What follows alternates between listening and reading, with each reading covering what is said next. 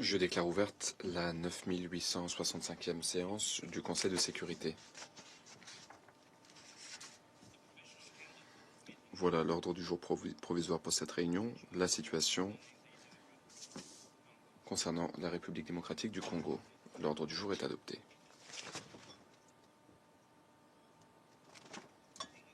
Conformément à l'article 37 du règlement intérieur provisoire du Conseil, j'invite les représentants de la République démocratique du Congo,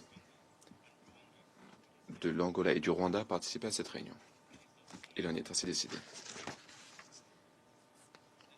Le Conseil de sécurité va maintenant entamer l'examen du point 2 à l'ordre du jour.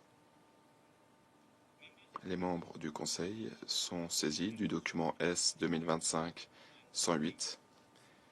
Il s'agit du texte d'un projet de résolution soumis par la France. Le Conseil est prêt à voter sur le projet de résolution.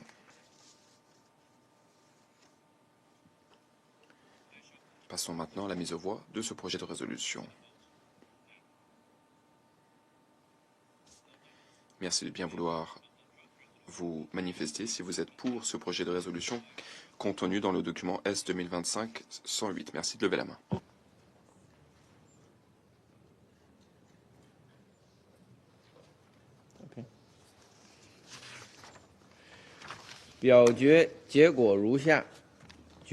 Voilà les résultats. Le projet de résolution a reçu 15 votes pour. Le projet de résolution a donc été adopté à l'unanimité en tant que résolution 27-73 de 2025.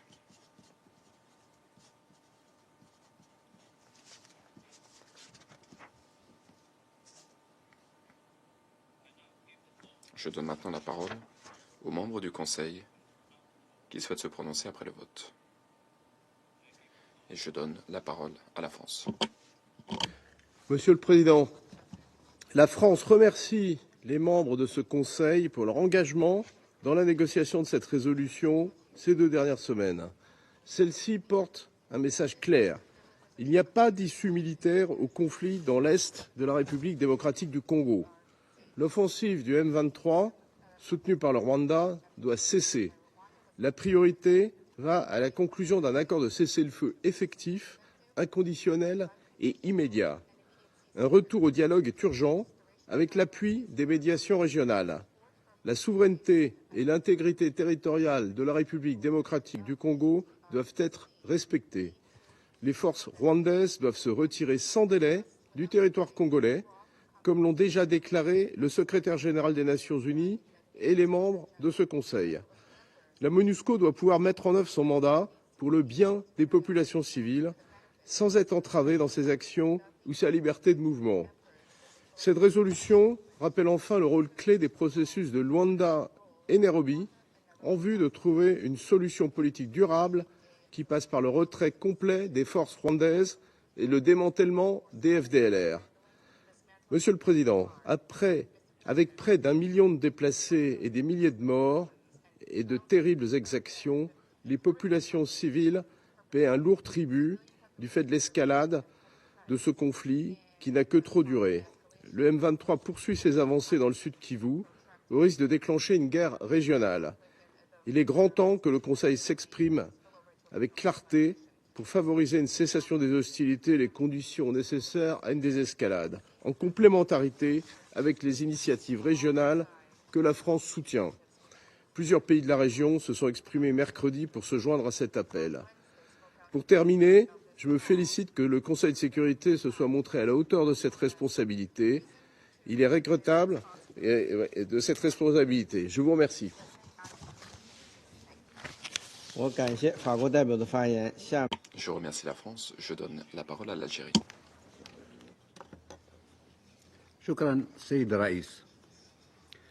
Merci, Monsieur le Président.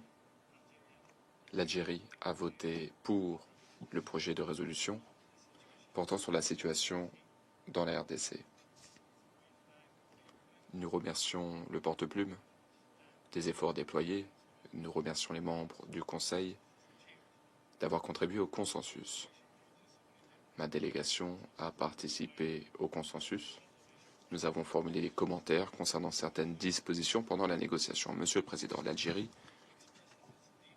est gravement préoccupée par la situation dans l'est de la RDC.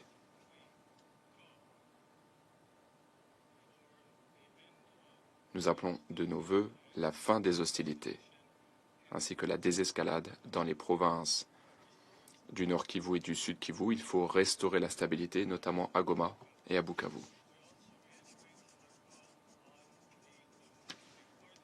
Les parties au conflit doivent immédiatement parvenir à un cessez-le-feu et renouer un dialogue dans le cadre du processus de négociation adopté par l'Union africaine. Et ce, afin de mettre un terme au bain de sang et afin d'éviter un embrasement régional.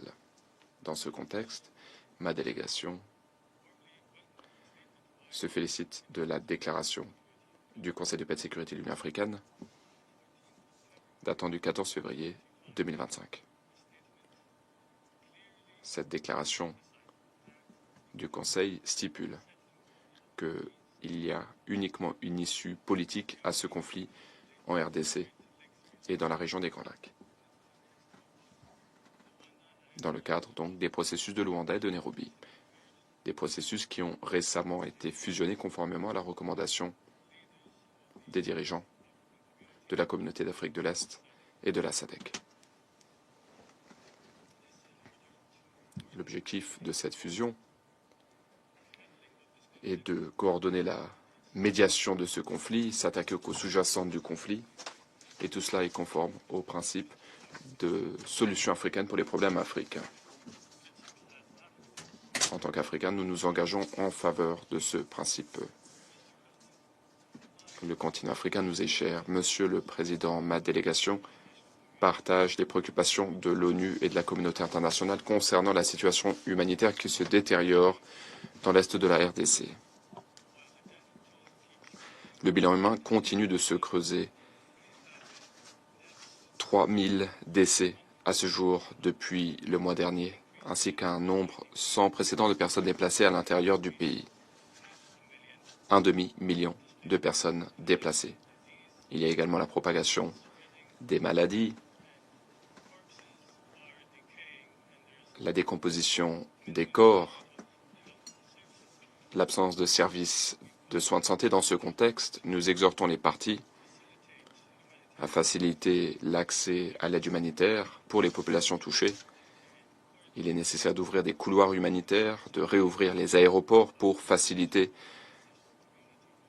l'accès à l'aide humanitaire et pour atténuer l'impact de la crise sur les populations de la région. Monsieur le Président, l'Algérie exhorte toutes les parties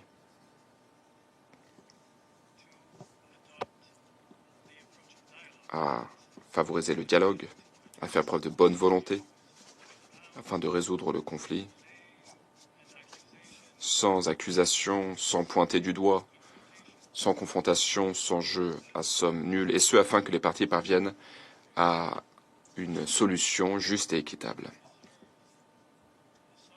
de façon à préserver la souveraineté de la RDC, son intégrité territoriale, et de façon également à tenir compte des préoccupations légitimes des voisins de la RDC. Par ailleurs, tous les acteurs extérieurs, en dehors du continent, doivent cesser les interventions négatives. Ces acteurs doivent cesser de peser de leur poids dans la région. Cette influence est parfois un relent de colonialisme, mais il faut au contraire soutenir les efforts de médiation de l'UA et des autres organisations qui participent au processus de médiation. En guise de conclusion, l'Algérie est prête à s'engager en faveur des efforts qui visent à une désescalade dans la région des Grands Lacs. Nous sommes prêts à contribuer à tout effort permettant de restaurer la confiance entre les parties afin de bâtir un avenir meilleur pour tous les peuples de la région.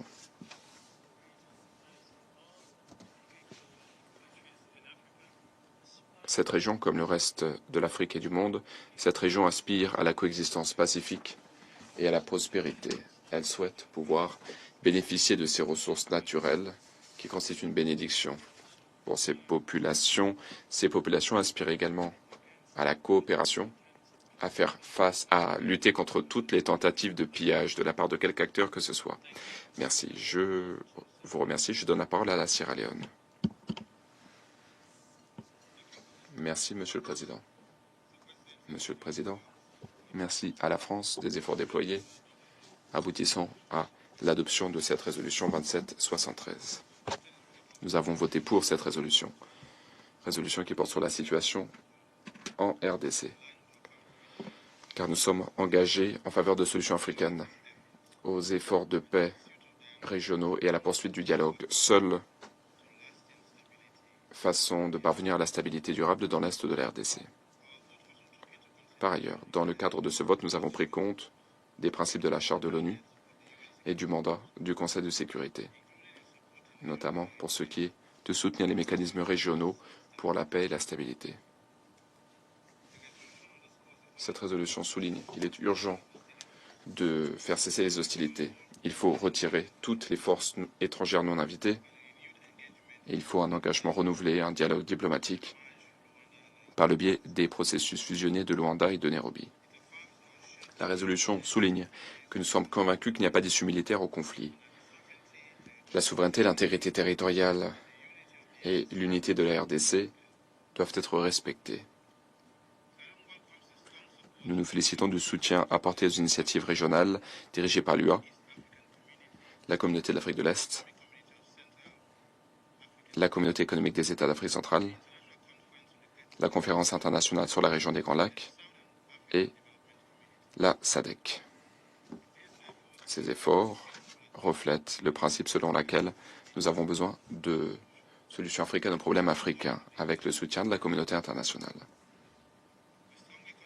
Nous condamnons fermement les hostilités en cours. Nous sommes gravement préoccupés par la crise humanitaire, les déplacements forcés et la souffrance des civils. Il y a notamment des rapports alléguant des abus des droits humains et de la violence sexiste et sexuelle. Nous soutenons pleinement la MONUSCO et la mission de la SADC en RDC pour protéger les civils et restaurer la paix. L'exploitation illégale des ressources naturelles est un moteur de l'instabilité dans la région. Nous avons besoin de plus de reddition de comptes, de transparence. Il faut respecter les cadres internationaux pour éviter le financement des groupes armés par le biais du commerce illégal des minerais. Toutes les parties, particulièrement le gouvernement de la RDC et du Rwanda, doivent renouer un dialogue diplomatique et mettre en œuvre pleinement les engagements pris. Nous avons besoin d'efforts de médiation coordonnés, harmonisés.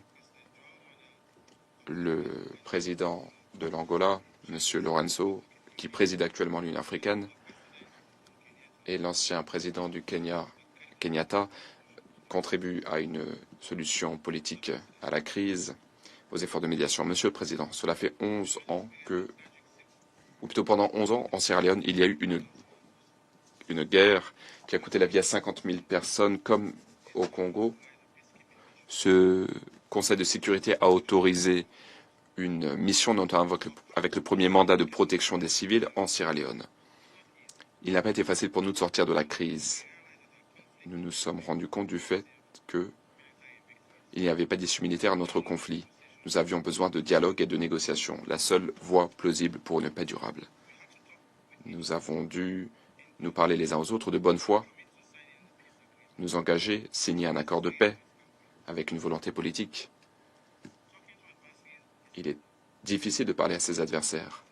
C'est parfois même impensable pour certains, mais il n'est pas possible de faire la paix.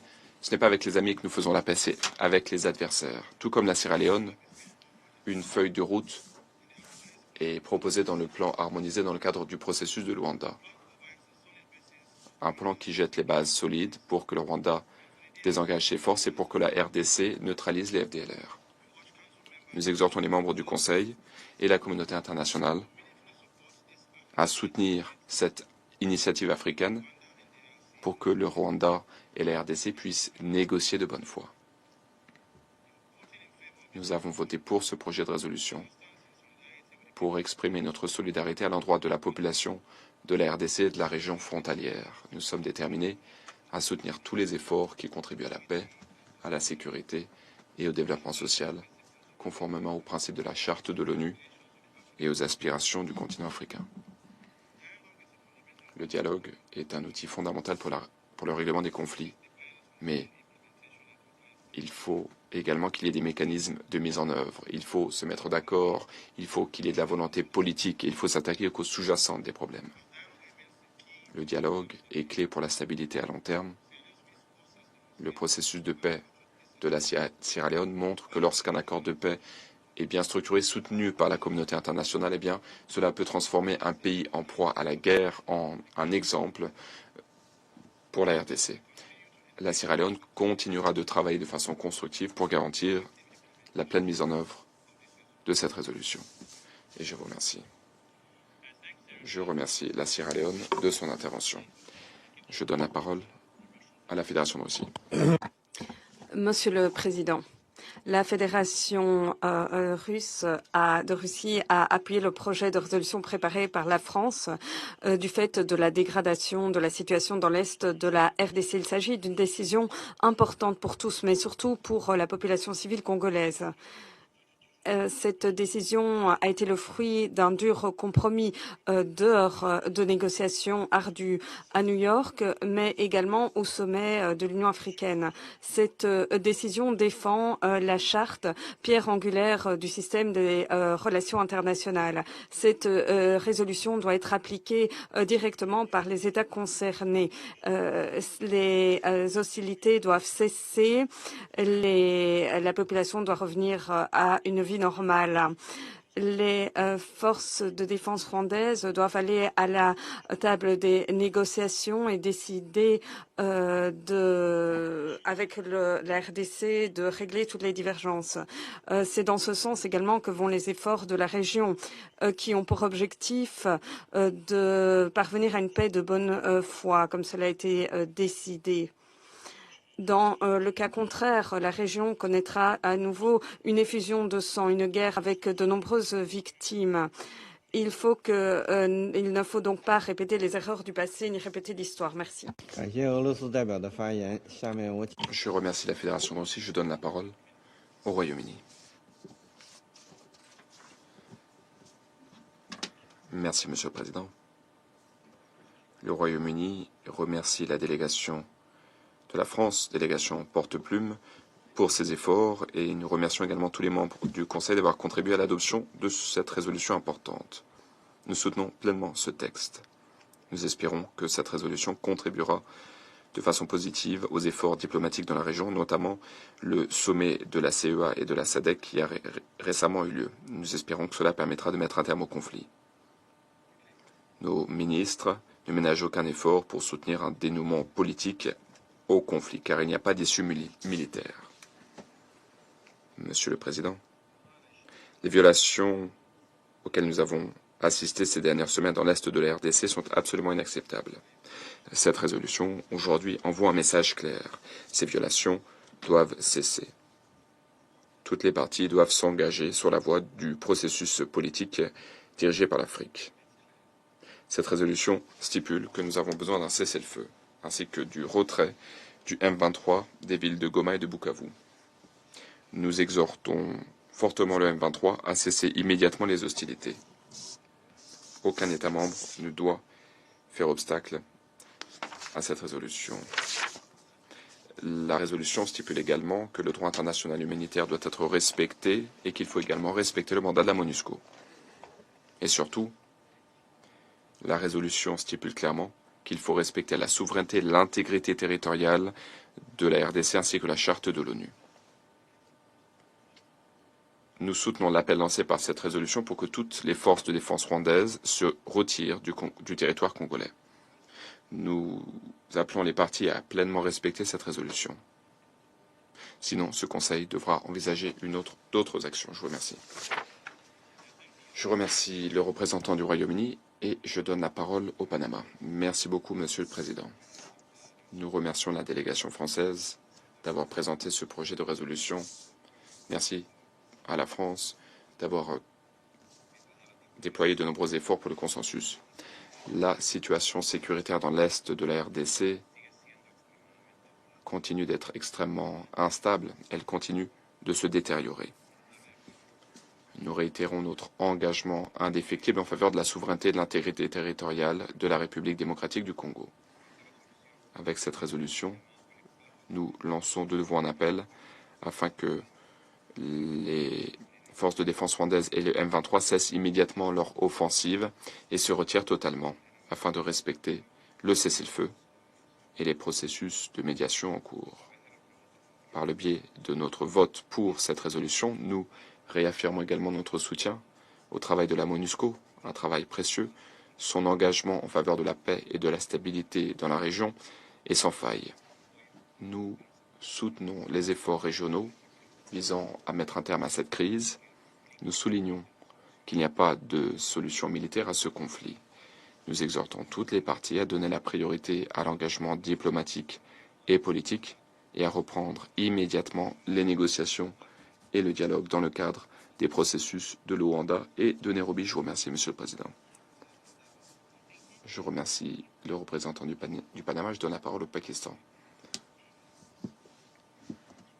Monsieur le Président, cela fait plusieurs semaines que la situation dans l'est de la RDC se détériore dangereusement, avec des conséquences humanitaires graves. Cela a porté préjudice aux efforts déployés pour la paix et la stabilité en RDC, ainsi que les progrès accomplis au cours de ces dernières années, avec le soutien de la communauté internationale. Les Nations Unies et le Conseil de sécurité, notamment par le biais de la mission de maintien de la paix, ces organisations donc avaient beaucoup investi pour garantir le succès de ces efforts. Nous ne pouvons pas nous permettre d'échouer. Nous ne pouvons pas rester les bras croisés. Il était judicieux que le Conseil de sécurité suive de près l'évolution de la situation. Il y a eu plusieurs réunions au cours de ces dernières semaines. Il était également logique que le Conseil se prononce rapidement et de façon claire afin qu'il honore sa responsabilité et qu'il restaure la paix et la sécurité dans l'est de la RDC. Le Pakistan estime que la résolution que nous venons d'adopter est une mesure importante qui va dans le bon sens.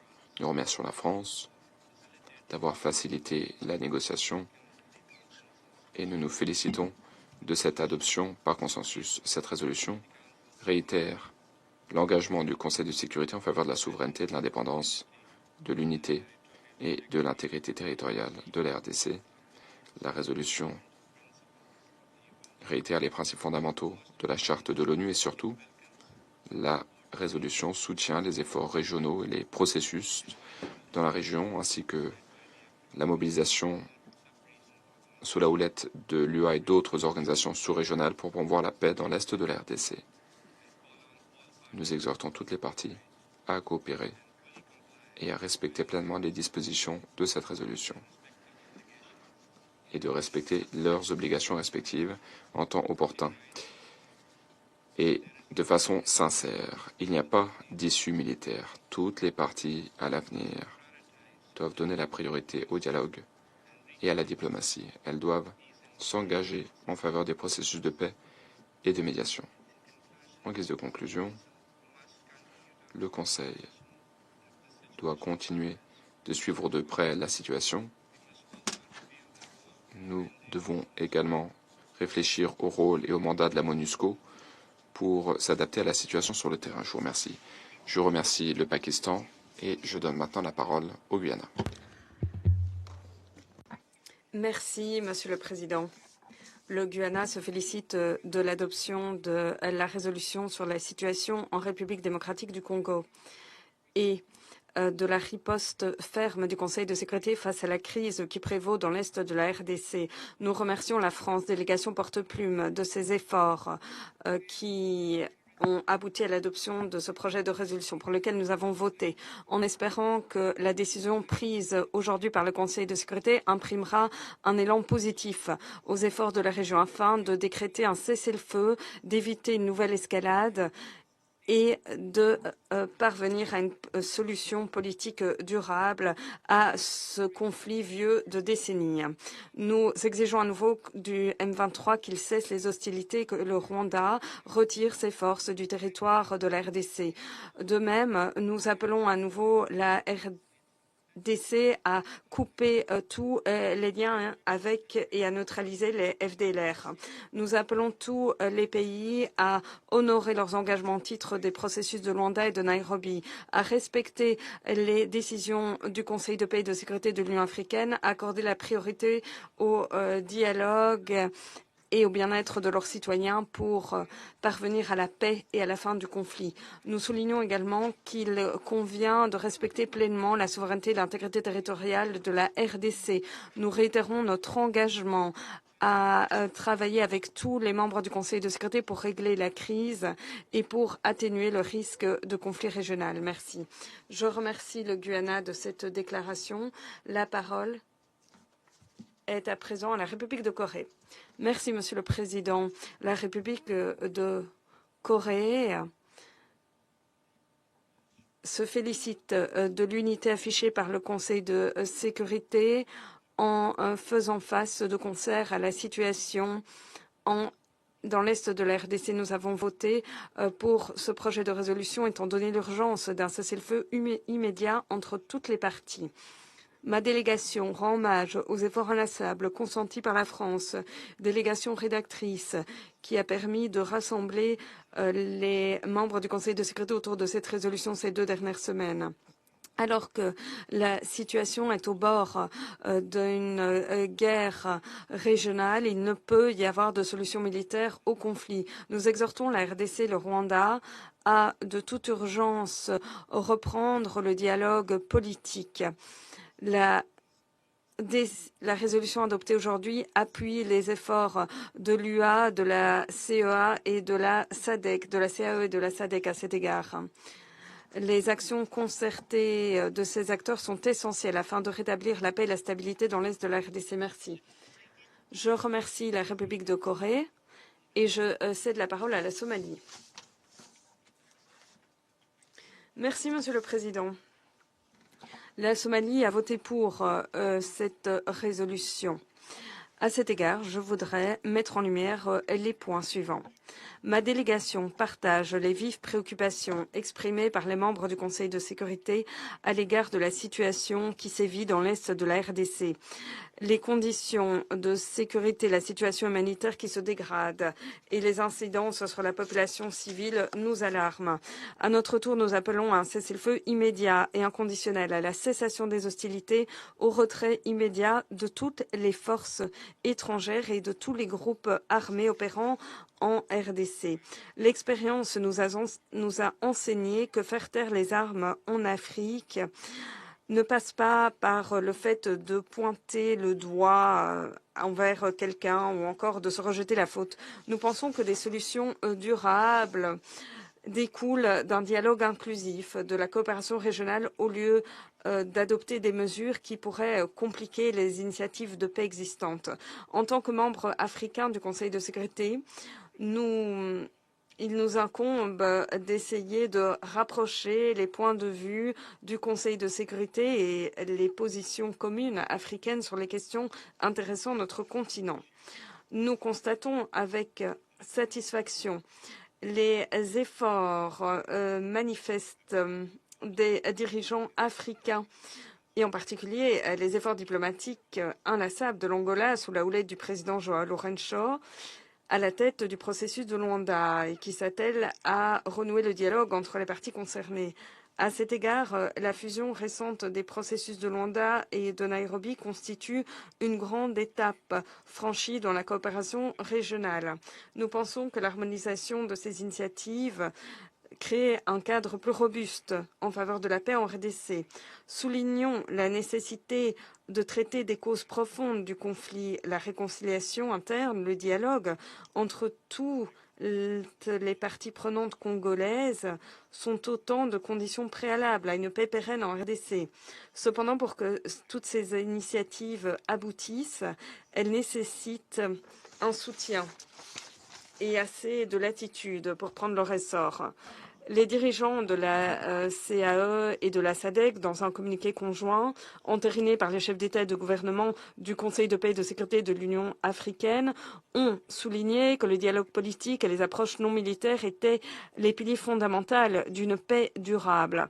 L'application de ces engagements a déjà commencé, en particulier les chefs de la défense des États membres de la communauté de l'Afrique de l'Est viennent de terminer leur délibération sur les conditions de sécurité dans l'Est de la RDC et leurs conclusions viendront guider une réunion conjointe de la communauté de l'Afrique de l'Est et de la SADC qui devrait se tenir à Dar es Salaam le 24 février.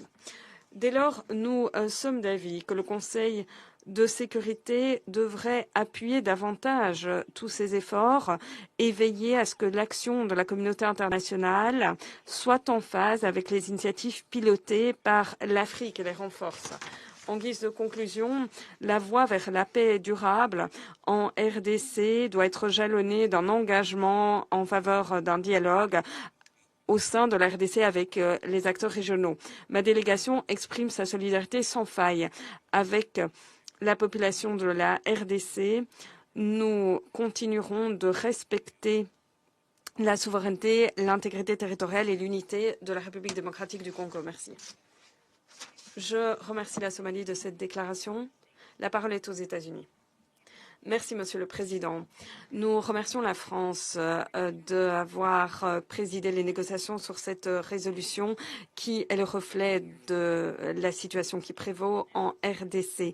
Il s'agit d'une première étape vers la reddition de comptes pour le M23 et pour la progression des forces rwandaises. Cette semaine, nous avons décrété des sanctions contre James Kabarebe, le ministre d'État chargé de l'intégration régionale, et Lawrence Kanyuka Kingston, porte-parole du M23 AFC, ainsi que deux sociétés détenues par M. Kanyuka. Ces actions démontrent notre détermination à demander à ces personnes qui permettent les activités déstabilisatrices du M23 et des forces rwandaises de rendre des comptes, ce qui déstabilise la situation dans l'est de la RDC. Nous applaudissons les actions similaires prises par d'autres États afin de ramener le Rwanda autour de la table des négociations et de mettre un terme aux violences. Une fois de plus, nous exhortons les membres du Conseil de sécurité à prendre des mesures afin de désigner de nouvelles personnes au sein du comité 1533. Nous appuyons les processus pilotés par l'Union africaine ou par l'Afrique afin de régler la crise dans l'est de la RDC, car les acteurs africains ont tout intérêt à éviter un embrasement de la région des Grands Lacs. Toutefois, ces processus ne doivent pas empêcher une riposte robuste et rapide du Conseil de sécurité. Nous devons nous exprimer et agir de façon unie afin de trouver une issue à la crise. Merci. Je remercie les États-Unis de cette déclaration. À présent, je souhaite prononcer une déclaration en ma qualité de représentant de la Chine. Depuis le début de l'escalade récente dans l'est de la RDC, ce conflit qui dure depuis des semaines a cristallisé l'attention de la communauté internationale. Après avoir capturé Goma, le M23, qui a défié les appels au cessez-le-feu et en violant ses propres engagements en faveur d'un cessez-le-feu, s'est emparé de Bukavu et d'autres localités, créant une nouvelle escalade dans l'est de la RDC et faisant monter les risques d'un embrasement de la région.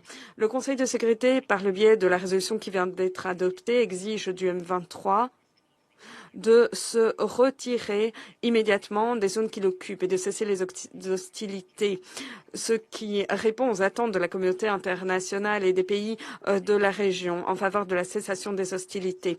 Et c'est ainsi également que le Conseil de sécurité doit s'acquitter de ses responsabilités. Voilà pourquoi nous avons voté pour ce projet de résolution. et nous nous félicitons de l'adoption à l'unanimité de ce projet de résolution par le Conseil de sécurité. Chers collègues, la situation qui sévit dans l'Est de la RDC continue de se dégrader. Nous attendons des parties qu'elles entendent le message de la communauté internationale et du Conseil de sécurité en cessant immédiatement toutes les hostilités, en se gardant de toute mesure susceptible d'exacerber les tensions.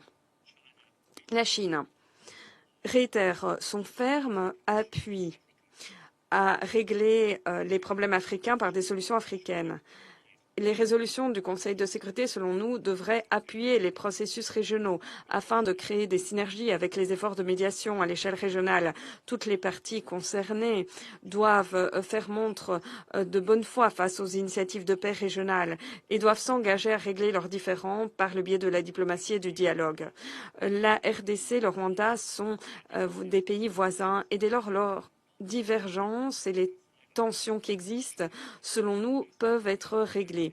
Mais les deux parties doivent démontrer leur volonté de retourner à la table des négociations sans tarder. La région des Grands Lacs en est à un moment crucial de son histoire. Il en va de notre responsabilité commune de nous tenir du côté de la paix.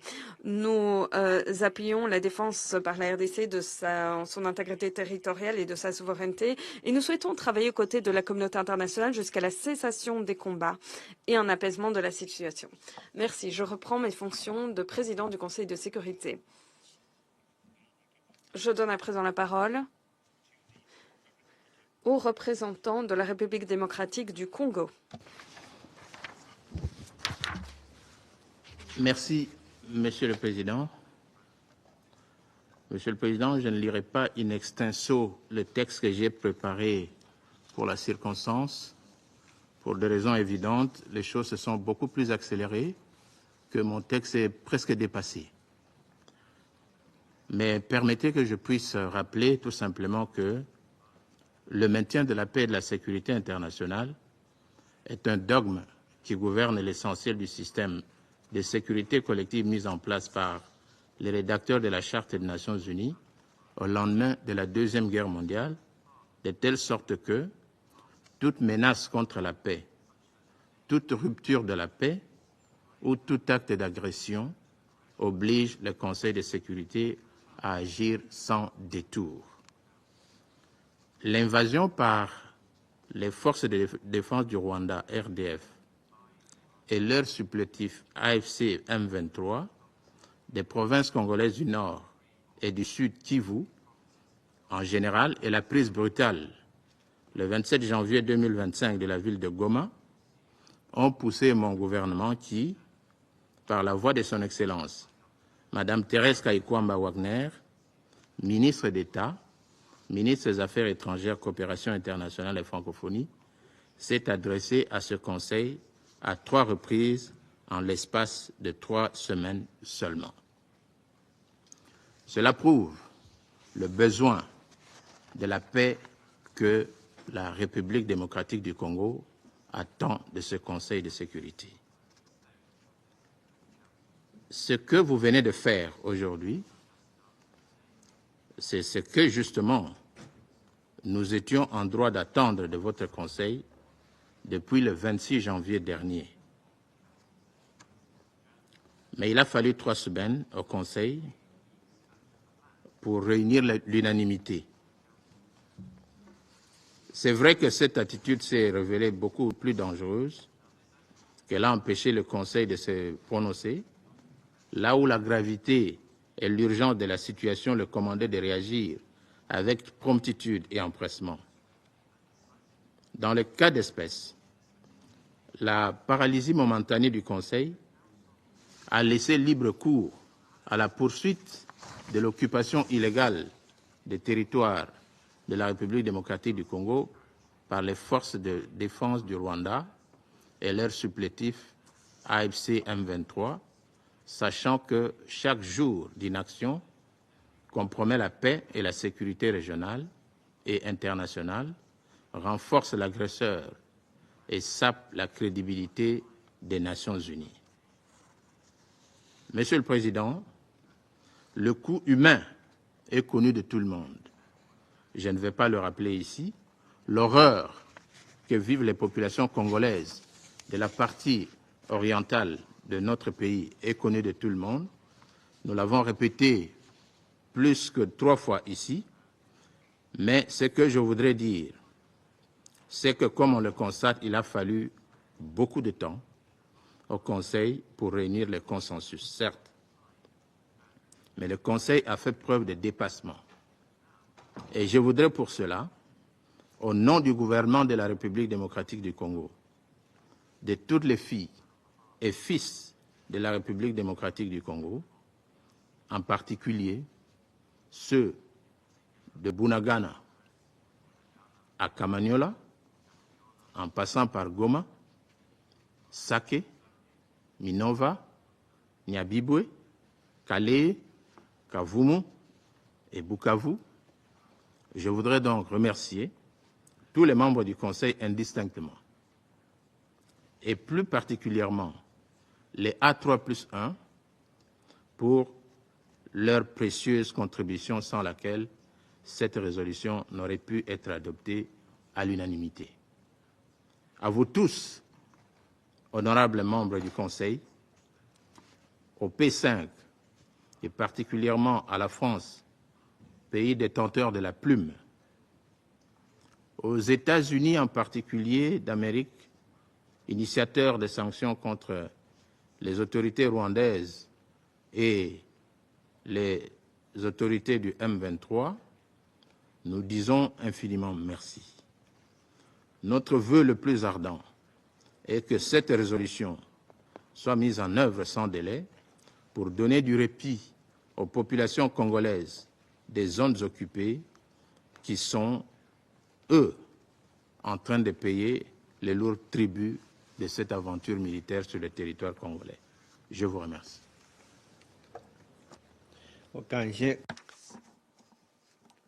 Je remercie le représentant de la RDC. La parole est à présent au Rwanda.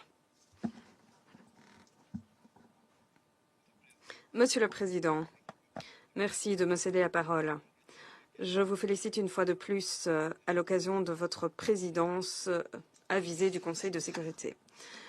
Monsieur le Président, il y a seulement 48 heures, nous étions réunis en ce Conseil de sécurité afin d'évoquer la nécessité d'appuyer les initiatives régionales et les mécanismes créés afin de favoriser la paix dans l'est de la RDC dans notre région. Le Rwanda prend note de la résolution adoptée.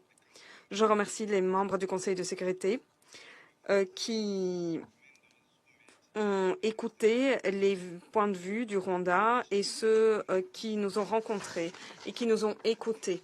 Nous souhaitons mettre en exergue nos vives préoccupations face à l'intimidation sans précédent des voix africaines en cet auguste Conseil, en particulier en prenant pour cible les membres A3+. Nous condamnons ce comportement dans les termes les plus vigoureux.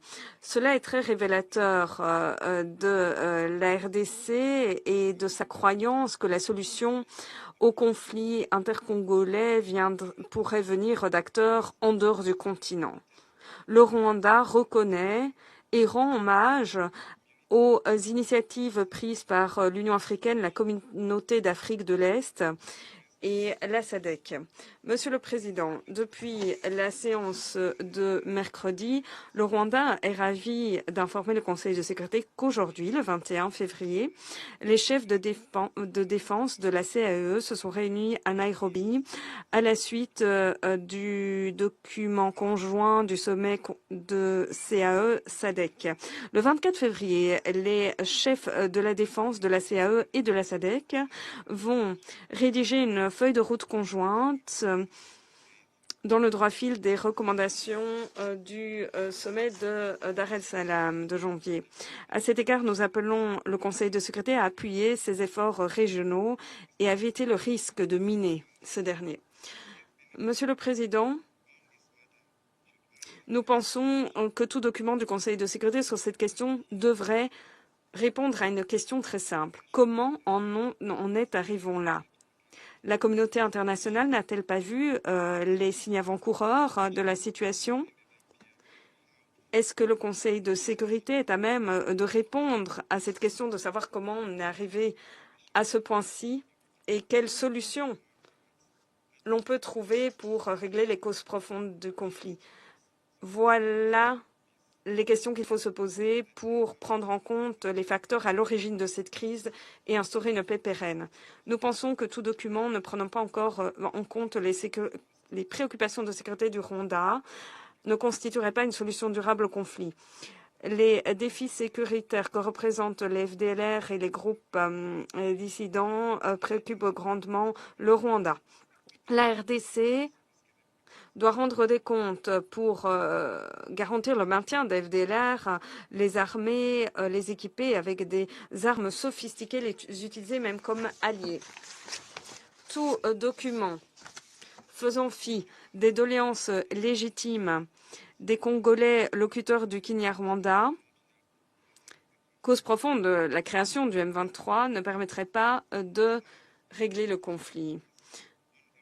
Nous nous inquiétons du fait que l'on met seulement l'accent sur le M23 et que l'on tait les très graves violations humanitaires dans différentes parties de la RDC, notamment les massacres, les viols par la Codeco, dans l'Ituri, par les ADF et par d'autres groupes dans ces zones, et dans le nord et le sud Kivu.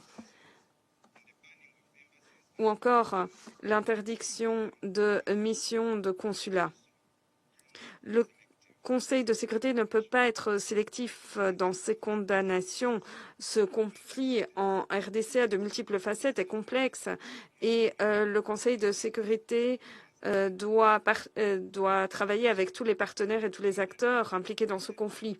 Monsieur le Président, le Rwanda demeure très attaché aux initiatives régionales dans le cadre du processus de Luanda et de Nairobi et continuera de jouer un rôle constructif aux fins de la paix durable, de la sécurité et de la stabilité dans notre région. Nous appelons la RDC à entendre l'appel de la région, à renouer immédiatement avec le processus de paix et à s'engager en faveur d'un dialogue inclusif avec les acteurs étatiques et non étatiques, armés ou non armés, y compris le M23, tel que indiqué dans le document final de la CAE-SADC et entériné par le sommet de l'Union africaine. Je remercie le Rwanda, l'Angola à la parole. Monsieur le Président, Mesdames et Messieurs, alors que nous nous réunissons ici pour la 4e fois ces derniers jours, la situation humanitaire, les conditions de sécurité qui prévalent dans l'est de la RDC continuent de se dégrader alors que le M23 étend son emprise territoriale. Plus de personnes sont tuées, déplacées et le risque d'un conflit régional va croissant. Dans le même temps, les organisations régionales, à l'instar de la SADC, de la CAE, la Communauté des États d'Afrique centrale, ainsi que le Conseil de paix et de sécurité de l'Union africaine, ont appelé sans ambages à un cessez-le-feu immédiat et inconditionnel dans l'est de la RDC et en faveur de la reprise du dialogue entre les parties concernées dans le cadre du processus de Luanda et de Nairobi. Il ne peut y avoir de solution militaire au conflit qui fait rage en RDC. La voie diplomatique doit recevoir la priorité. Nous devons faire fond sur les dividendes du processus de Luanda sous la médiation éclairée du président de l'Angola, M. Lourenço, à savoir l'accord de cessez-le-feu, l'adoption d'un plan de neutralisation des FDLR. Ça, c'est la responsabilité de la RDC. Et la levée des mesures défensives de la part du Rwanda, le renforcement du mécanisme ad hoc par des experts des 3 pays, Angola, RDC, Rwanda. Ces événements ont redonné un élan au processus de Luanda et de Nairobi face aux différents groupes armés qui opèrent en RDC, notamment le M23. Le strict respect du cessez-le-feu conclu entre les parties, la cessation immédiate des hostilités sont essentielles à la création d'un climat politique propice à une solution politique dans le cadre du processus de Luanda et de Nairobi. Nous nous félicitons de l'adoption du projet de résolution aujourd'hui.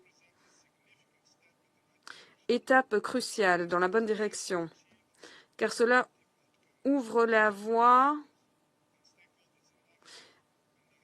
à la concrétisation des mesures qu'ont appelé de leur vœu la communauté internationale, les acteurs africains, cessez-le-feu, cessation des hostilités, retour immédiat et inconditionnel à la table des négociations dans le cadre des processus de Luanda et de Nairobi, appui aux efforts régionaux et aux initiatives de la région dans le cadre de solutions africaines aux problèmes africains.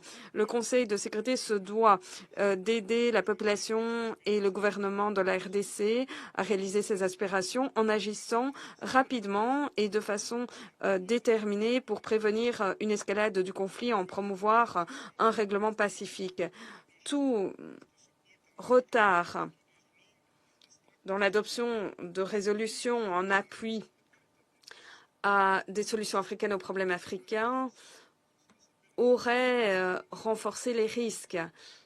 Il s'agissait en effet d'une responsabilité du Conseil de sécurité au titre de la charte, le maintien de la paix et de la sécurité internationale. Il faut sauver des vies, arrêter les fusions de sang d'innocents, notamment personnes âgées, femmes, enfants, ouvrir des couloirs humanitaires et en garantir l'accès sans entrave. Nous appelons le Concert des Nations et le Conseil de sécurité à continuer d'appuyer les initiatives régionales afin de resserrer la coordination, l'harmonisation, afin de renforcer la complémentarité entre les processus de Luanda et de Nairobi pour promouvoir des solutions pilotées par les Africains aux problèmes africains.